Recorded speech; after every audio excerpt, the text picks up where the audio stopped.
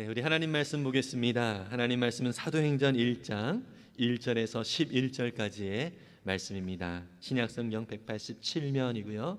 사도행전 1장 1절에서 11절까지의 말씀. 네, 우리가 주님을 경외하는 마음으로 다 같이 일어서서 말씀을 함께 봉독하도록 하겠습니다. 함께 읽겠습니다. 데오빌로여, 내가 먼저 쓴 글에는 무릇 예수께서 행하시며 가르치시기를 시작하신부터 그가 택하신 사도들에게 성령으로 명하시고 승천하신 날까지의 일을 기록하였노라. 그가 고난받으신 후에 또한 그들에게 확실한 많은 증거로 친히 살아계심을 나타내사 40일 동안 그들에게 보이시며 하나님 나라의 일을 말씀하시니라. 사도와 함께 모이사 그들에게 분부하여 이르시되 예루살렘을 떠나지 말고 내게서 들은 바 아버지께서 약속하신 것을 기다리라. 요한은 물로 침례를 베풀었으나 너희는 몇 날에 못되어 성령으로 침례를 받으리라 하셨느니라. 그들이 모였을 때에 예수께 여쭈어 이르되 주께서 이스라엘 나라를 회복하심이 이때나이까 하니 이르시되 때와 시기는 아버지께서 자기의 권한에 두셨으니 너희가 알 바 아니요 오직 성령이 너희에게 임하시면 너희가 권능을 받고 예루살렘과 온 유대와 사마리아와 땅끝까지 이르러 내 증인이 되리라 하시니라. 이 말씀을 마치시고 그들이 보는데 올라져서 가시니 구름이 그를 가리어 보이지 않게 하더라.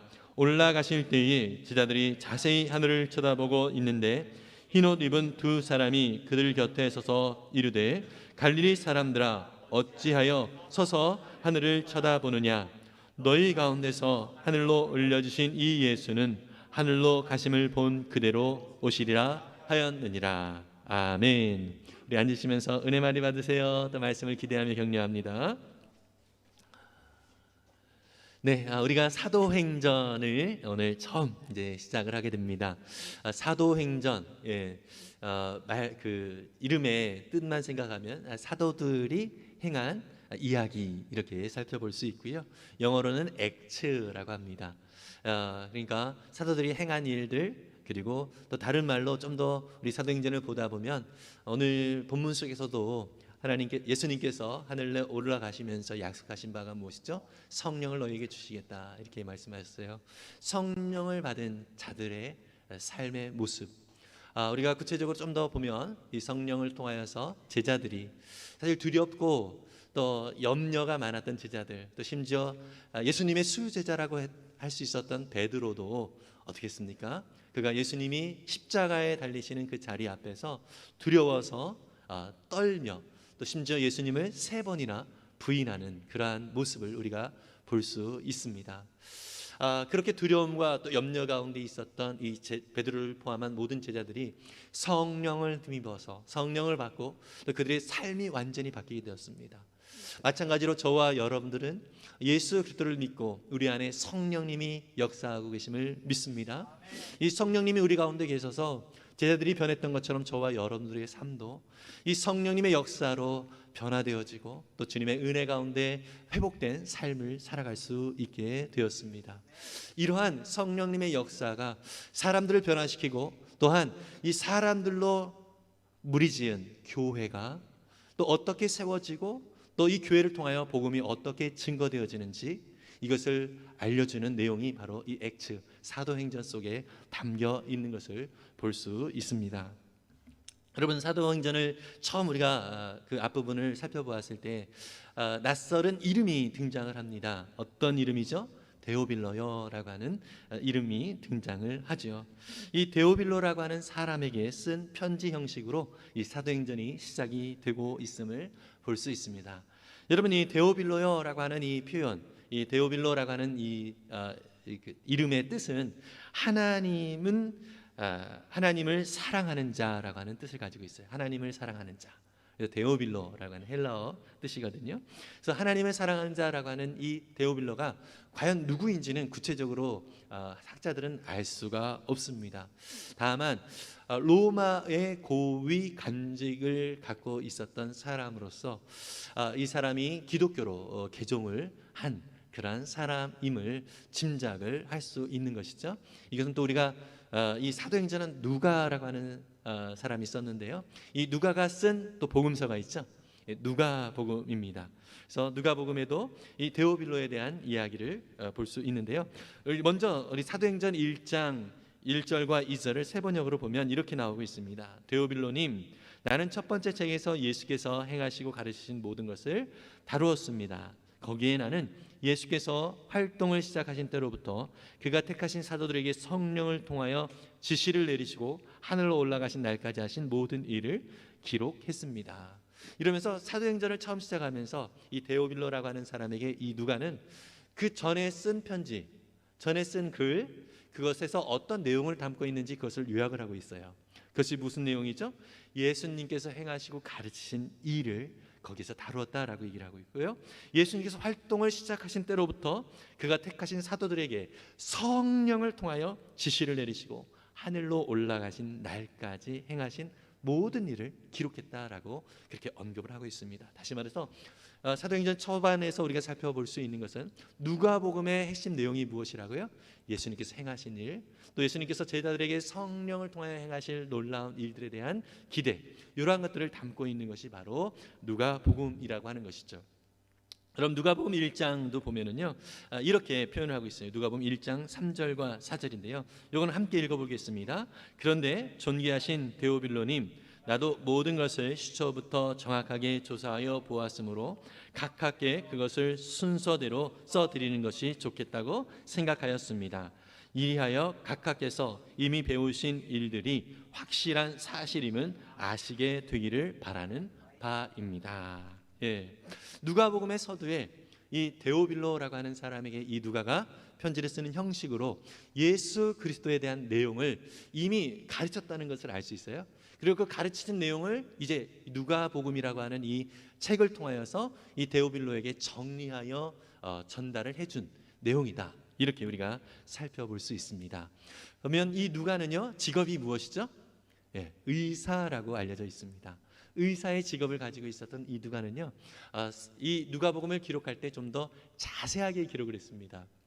그러니까 참 세밀한 그런 기질을 가지고 있었던 사람이죠. 누가복음은 몇 장까지 있습니까? 24장까지 있습니다. 예, 그런데 여러분 맨 처음 복음서, 처음에 나와 있는 마태복음이라고 하는 복음서는 28장까지 있습니다. 예, 당연히 28장이 24장보다 많이 이렇게 장수는 많죠. 그러나 분량으로 말하면 글자 수로는 24장까지밖에 없는 이 누가복음이 28장까지 있는 마태복음보다 분량, 글자 수가 훨씬 더 많이 있다는 것입니다. 이것은 무엇을 의미하죠?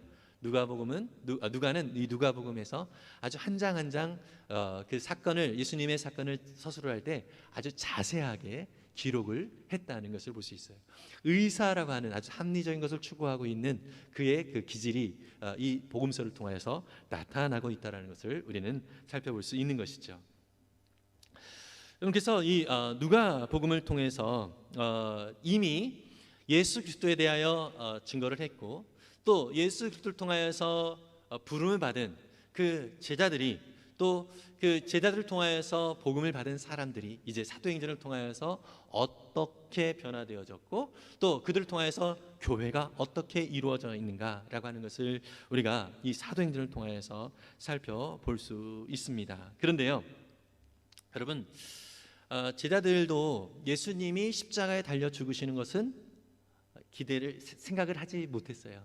심지어 베드로도 예수님 죽는 데까지 내가 가겠습니다. 절대로 그런 일이 있어서는 안 됩니다라고 이야기를 했지요.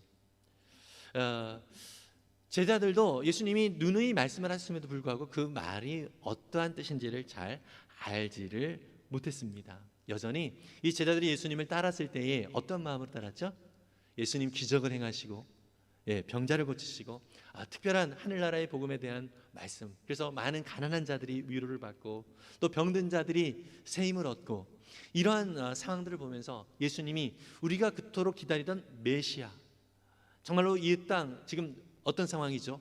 로마라고 하는 이 제국의 지배를 받고 있는 그런 아픔 가운데 있는 이런 불편한 상황 가운데 있는 우리 이스라엘 민족이, 옛날에 다윗이 그렇게 찬란한, 또 솔로몬 때의 그 찬란한 이스라엘이라고 하는 나라의 영광을 이루었던 그 나라를 회복하는, 그 메시아로 예수님이 지금 오셨다라고 생각을 했어요. 그래서 예수님이 살아계실 때 예수님을 따르면서 은근히 그러한 것들을 기대를 했죠.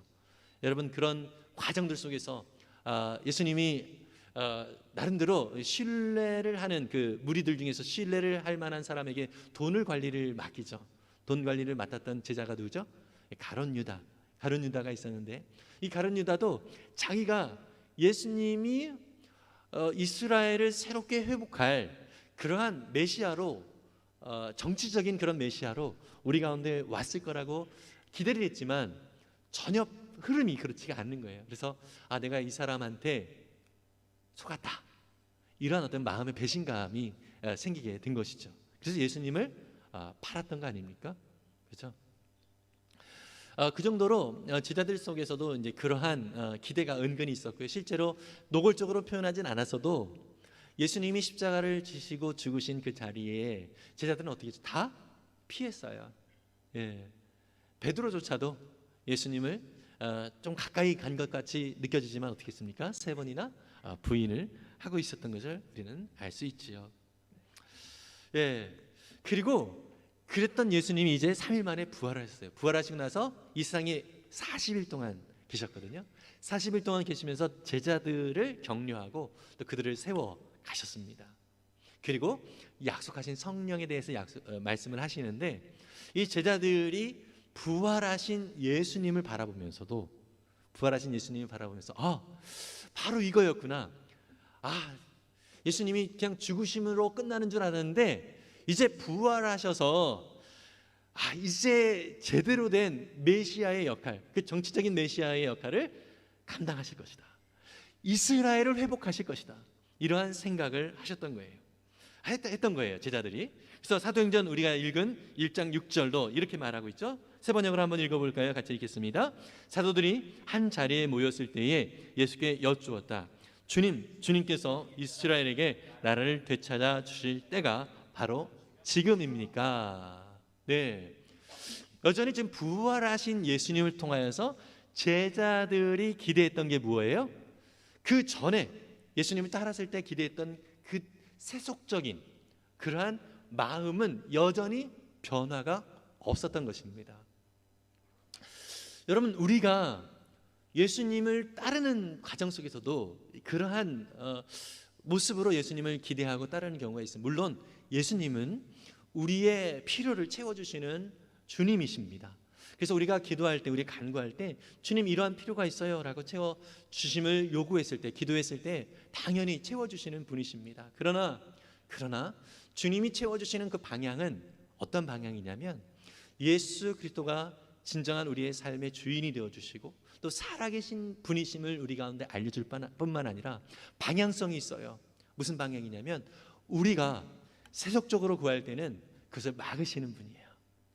그래서 우리가 하나님의 나라에 합당한 백성으로 온전히 세워질 수 있도록 우리 주님께서는 그 의도를 가지고 우리의 삶을 인도해 주시거든요. 제자들도 지금 이 부활하신 예수님을 바라보면서 여전히 예전에 가졌던 그 세속적인 마음을 가지고 이스라엘을 회복하실 때가 이제 이때 아닙니까? 이렇게 이제 기대를 하면서 예수님한테 말씀을 드렸던 것이죠. 그때 예수님께서 동문서답과 같은 그러한 말씀을 하십니다. 그 때와 시기는 아버지 하나님께서 자기의 권한에 두셨다, 이렇게 말씀을 하세요. 여러분, 때와 시기는, 이 때라고 하는 이 단어는 크로노스라고 하는 헬라어 단어가 쓰이고요, 시기라고 하는 이 단어는 카이로스라고 하는 헬라어 단어가 쓰입니다. 여러분, 크로노스는 어떤 표현이냐면 우리가 그냥 시간이에요. 일상적으로 지나는 이 시간을 크로노스라고 하고요, 카이로스는 이것도 특별한 기회가 있는 시간이죠. 예를 들어서 내가 예수님을 만났어.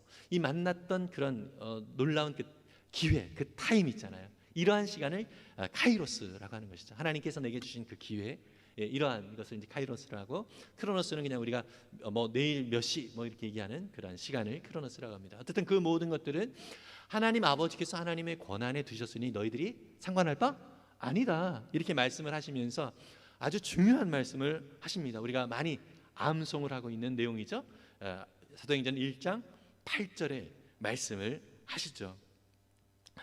그 말씀은 너희에게 성령을 주겠다.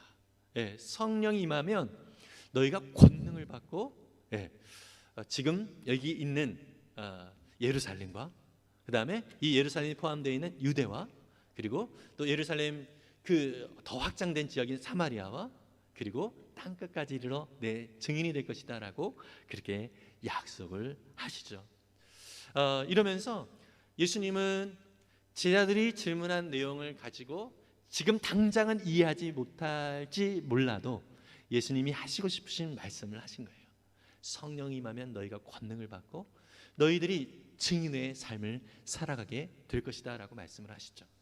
이쯤에서 저와 여러분들이 한번 더 좀 확인해야 될 것은, 우리는 예수님의 은혜로 구원을 받았습니다. 구원을 받았다라고 하는 의미는 어떤 의미가 있죠? 예, 혼돈과 또 공허 속에 살아갈 수밖에 없었던 우리를 하나님이 그분의 손길로 타치하셔서 우리를 회복해 하셨다라고 하는 의미를 가지고 있어요. 마치 창세기 1장 1절과 2절에 이렇게 말씀하시죠. 함께 읽어볼까요? 태초에 하나님이 천지를 창조하셨다. 땅이 혼돈하고 공허하며 어두움이 깊음 위에 있고 하나님의 영은 물 위에 움직이고 계셨다. 여러분, 혼돈과 공허함 또 어둠이 깊은 가운데 있는 이 세상 속에 하나님이 터치하실 때 어떻게 합니까? 하나님이 보시기에 좋은 그러한 하나님의 나라가 온전하게 회복되어지는 것이죠. 여러분, 하나님께서 처음에 첫째 날 만드신 게 무엇이죠? 빛이 있으라라고 말씀하셨죠. 어두운 이 세상 속에서 빛을 만드셨어요. 이것은 무엇이냐면 하나님이 우리의 삶에 개입했다라고 하는 것은 혼돈과 공허 속에 있는 우리의 삶 속에서 하나님의 질서, 하나님이 보시기에 좋았다라 했던 아름다운 모습이 우리 가운데 회복되어진다라고 하는 것을 보여주고 있습니다. 여러분, 지금 이 컵이 있습니다. 이 컵 제가 한 잔 마실게요. 제가 안전하게 이 컵을 들고 마셨습니다. 그렇죠? 컵이 온전한 모습이기 때문에 그렇습니다. 근데 만약에 여러분 생각해 봅시다. 이 컵이 깨졌어요. 막 이렇게 깨진 그런 컵에 물이 좀 담겨져 있어요. 제가 이렇게 마실 수 있을까요? 어떻게 되죠? 상처가 나요. 마신다면 상처가 납니다. 여러분, 예수 그리스도를 믿고 우리가 거룩하게 되었다, 회복되었다라고 하는 의미는 무엇이냐면 깨졌던 우리의 이 불완전한 모습이 완전하게 회복이 되었다는 의미를 가지고 있습니다. 우리 스스로도 경험하지 않습니까? 우리 자신도 주님을 알지 못했을 때는 깨진 이 모습이 우리 스스로에게도 상처가 되었어요. 우리 개인적으로 상처가 되었어요. 예전에 제가 길거리를 걷다가, 그전에는 제가 휴대폰에 케이스를 이렇게 끼지 않고 다녔거든요. 그런데 저희 노량진 쪽에서 이렇게 길을 걷고 있는데 길 가는 누군가와 손이 딱 부딪힌 거예요. 그래서 제가 손에 있었던 이 폰을 떨어뜨렸습니다. 그전에는 편하게 이렇게 집었던 이 폰이 보니까 나중에 딱 땅에 떨어진 모습을 보니까 그냥 괜찮을 거라고 생각해서 가세요 이러고서 보냈는데 딱 열어보니까 들어보니까 이게 손이 따갑게 이렇게 깨진 그런 유리 조각이 이렇게 느껴지더라고요. 그래서 제가 이것을 어떻게 했을까요? 이대로 사용하면 안 되죠. 예. 나도 상하고 또 이것을 곁에 있는 사람들도 상처가 되어질 수 있는 상황이죠. 어떻게 했습니까? 바로 AS 센터를 가가지고 비싼 비용을 지불하고 그것을 새롭게 고쳤습니다. 여러분, 우리는요 이 땅 가운데서 상처와 아픔, 슬픔과 절망 가운데 있을 수밖에 없는 그러한 상처난 자들입니다. 근데 이러한 자들을 너무 안타깝게 하나님께서 여겨 주셨어요. 우리를 사랑하셔서 그냥 이대로 우리가 살아가는 것을 너무 불쌍히 여기신 거예요. 너무 안타깝게 여기신 거예요. 그래서 어떻게 했어요? 우리를 안타깝게 여기신 하나님께서 우리를 구원해 주셔야 되는데 이 값을 치러야 되거든요. 값을. 아까 제가 휴대폰도 어떻게 했죠? 깨진 휴대폰도 AS를 맡겼을 때에 돈을 지불해서 온전하게 회복을 시켰잖아요. 여러분, 그래서 우리의 이 깨진 심령, 또 우리의 깨진 우리의 영혼을 우리 주님께서 불쌍히 여기시사 어떻게 했어요? 그것을 값을 치러주시고 우리를 회복시켜 주셨습니다. 그 값이 얼마예요? 예수님의 생명이라는 것이죠. 여러분, 이 사실을 우리가 마음에 깊이 새길 수 있기를 바랍니다. 예수 그리스도의 십자가의 은혜로 저와 여러분들이 온전하게 회복되었습니다. 아멘이죠? 여러분, 이 회복되었다라는 의미는 거룩하게 되었다라는 의미입니다. 거룩은 내가 거룩하게 되고 싶다고 되어지는 것이 아니라 우리 주님께서 십자가의 그 값을 치러 주심으로 인하여서 우리는 거룩하게 되었습니다. 여러분, 이 사실을 우리가 마음에 깊이 간직하고 우리의 삶 속에서 하나님의 손길이 임함으로 말미암아 온전케 되었다, 회복되었다라는 사실을 믿으시기를 바랍니다.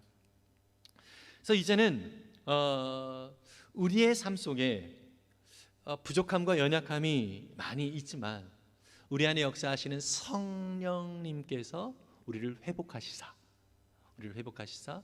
이제 우리는 하나님의 거룩한 자녀로 살아갈 수 있는 그런 능력의 삶을 살아가게 된 것입니다. 여러분, 제자들은 여전히 세속적인 그런 생각을 가지고 부활하신 예수님 앞에서도 새롭게 회복할 이스라엘 나라에 대한 기대를 가지고 예수님께 질문을 했어요. 근데 예수님은 뭐라고 하십니까? 성령이 너에게 임하시면 너희가 권능을 받고, 다시 말해서 성령님께서 함께 하시면 우리의 능력이 아니라 성령님이 주시는 능력으로 우리가 증인의 삶을 살아가게 될 것이다 라고 말씀하시죠. 여러분, 이것을 온전하게 이해했을 때가 언제죠? 약속하신 대로 성령이 임했을 때였습니다. 여러분, 그런데 저와 여러분들에게는 예수 그리스도를 우리가 구주로 영접한 순간 성령님이 함께 임하셨음을 믿으시기를 바랍니다. 이 성령님께서 우리 가운데 역사하셔서 우리 가운데 능력, 권능을 허락해 주시는 분이시라는 사실을 믿으시기를 바랍니다. 다시 말해서 우리가 우리 안에 역사하시는 성령님을 무시하지만 않으면, 우리 안에 역사하시는 성령님을 무시하지만 않고 이 성령님을 인정하고 우리가 날마다 살아간다면 우리의 삶 속에서 역사하시는 성령님께서 우리 가운데 날마다 새로운 능력과 새로운 힘을 허락해 주신다라는 사실을 믿으시기를 바랍니다. 여러분, 지금 우리의 모습은 참 많이 내 스스로 볼 때도 불만족스러운 부분들이 있을 수 있습니다.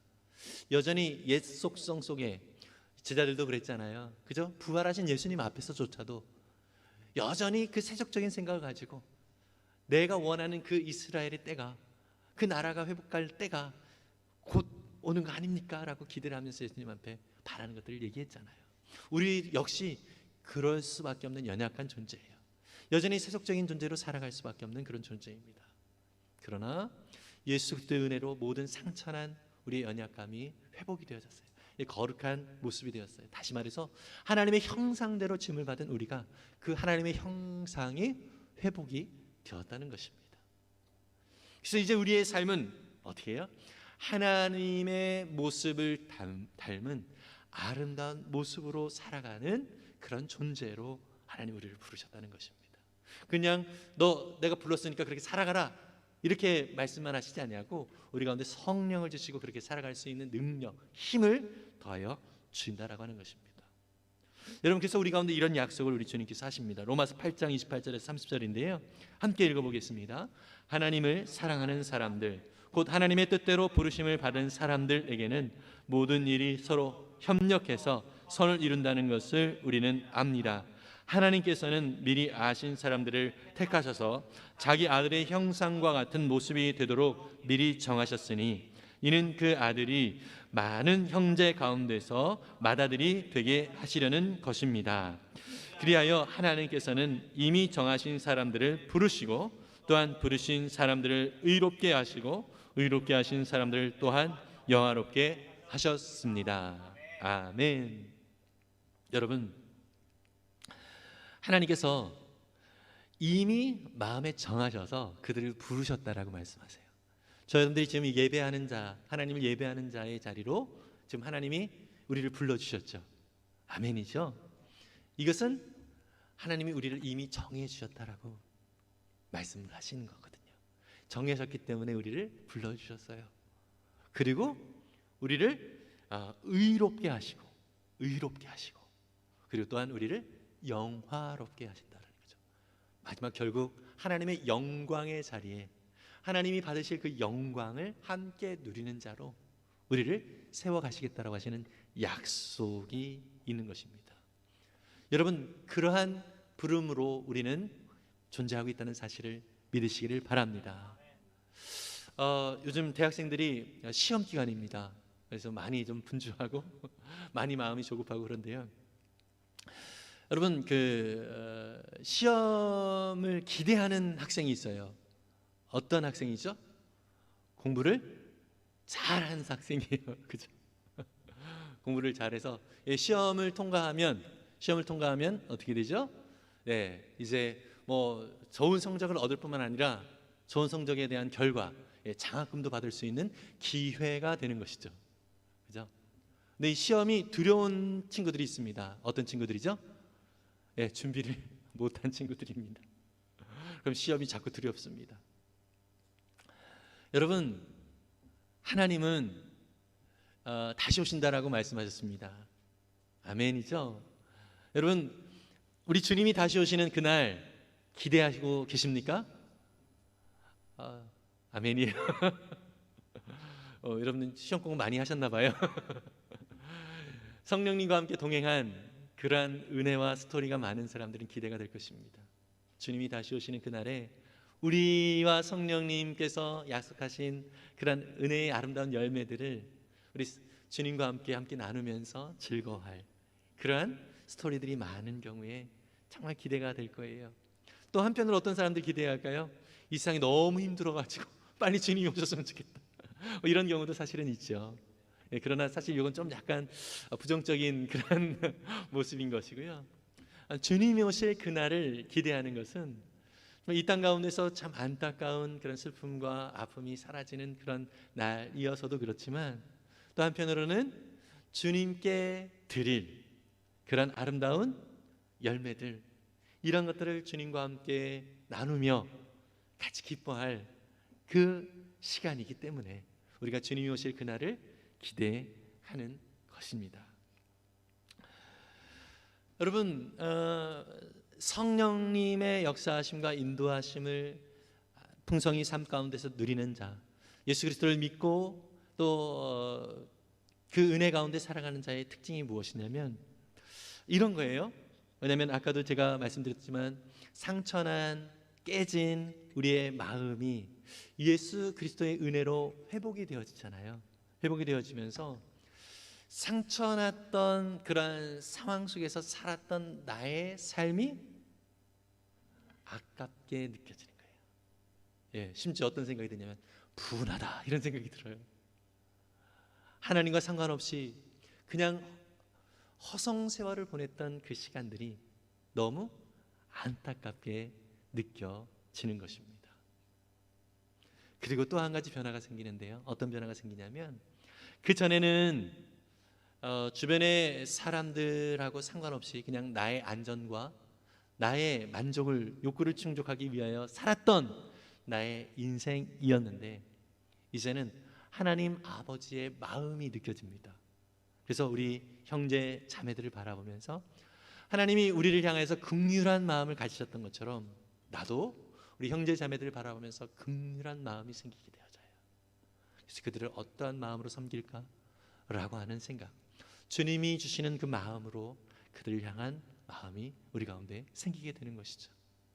그러면서 그렇게 살 수 있도록 우리 안에 역사하시는 성령님을 의지하여 우리가 우리 안에서 일하시는 성령 하나님의 인도하심을 따라 그분의 지혜로 이 사명을 감당하게 되는 것이죠. 이것이 바로 증인의 삶이라는 것입니다.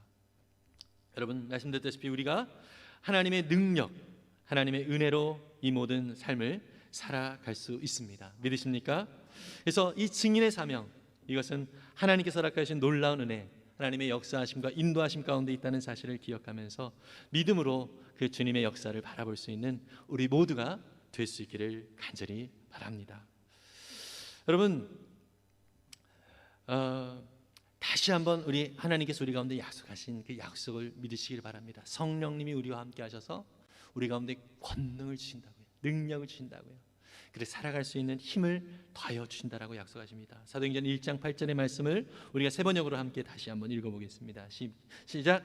그러나 성령이 너희에게 내리시면 너희는 능력을 받고 예루살렘과 온 유대와 사마리아에서 그리고 마침내 땅 끝에까지 이르러 내 증인이 될 것이다. 아멘.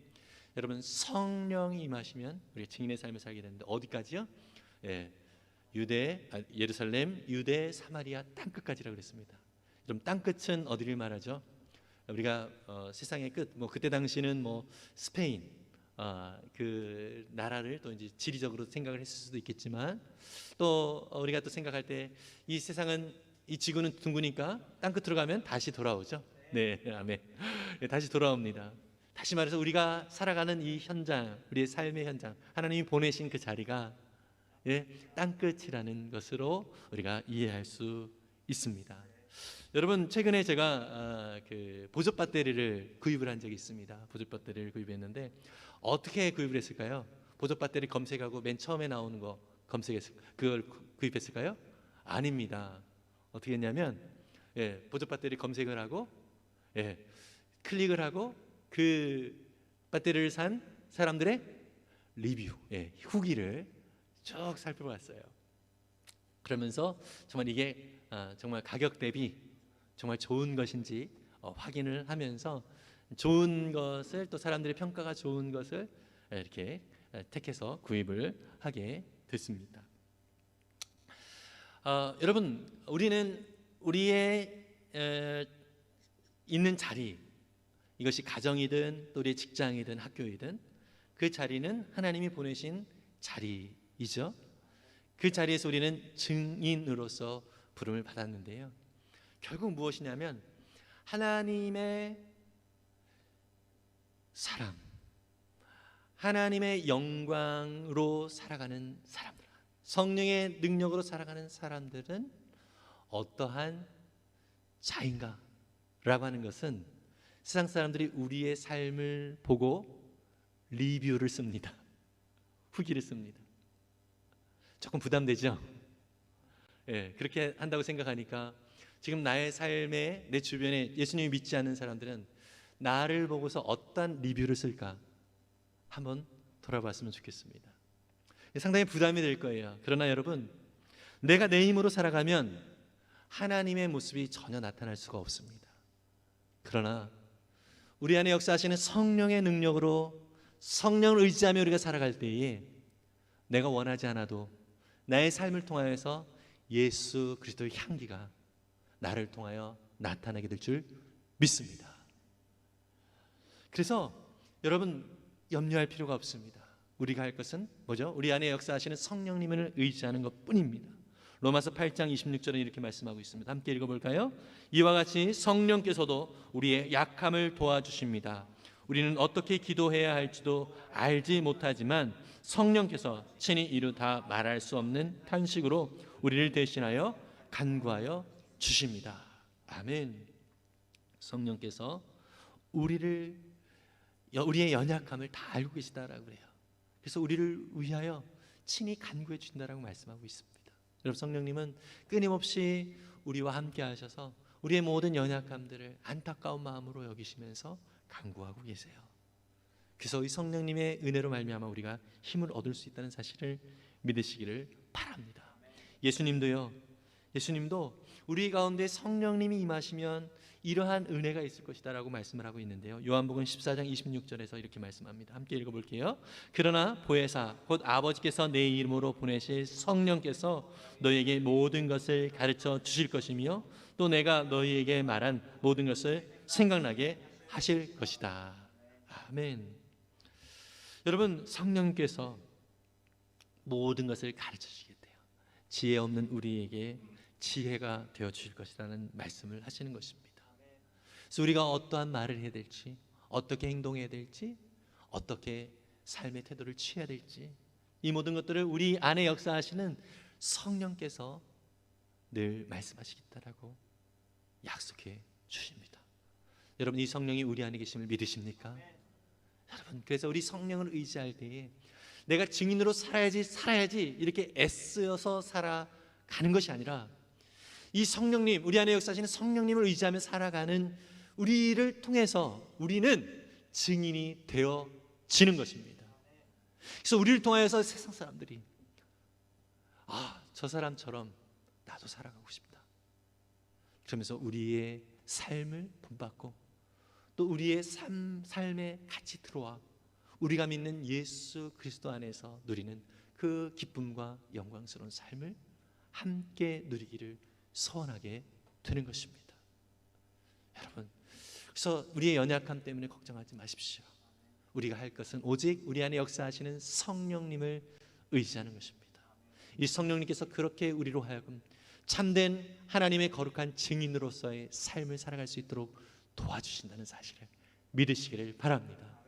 그래서 우리의 삶 속에 역사하시는 성령님을 의지하여 늘 정말 우리 안에 일하시는 우리를 회복하게 하시고 또 나의 삶을 보고 많은 사람들이 나처럼 회복되어질 것을 또 기대하면서 하나님의 놀라운 역사와 인도하심을 더욱더 기대하는 저와 여러분들이 되시기를 간절히 소망합니다.